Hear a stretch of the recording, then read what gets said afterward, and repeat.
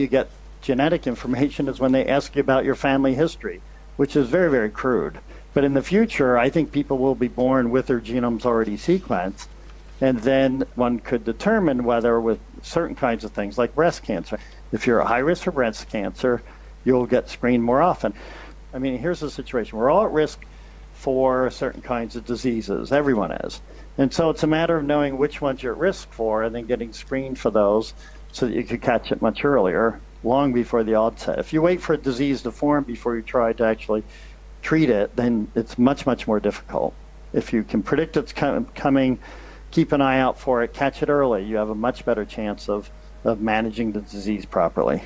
That was Professor Michael Snyder of the University of Stanford in the United States. But precision medicine has its critics, among them Professor Karen Mahar, a bioethicist at the Mayo Clinic in Minnesota. I asked her what her reservations were.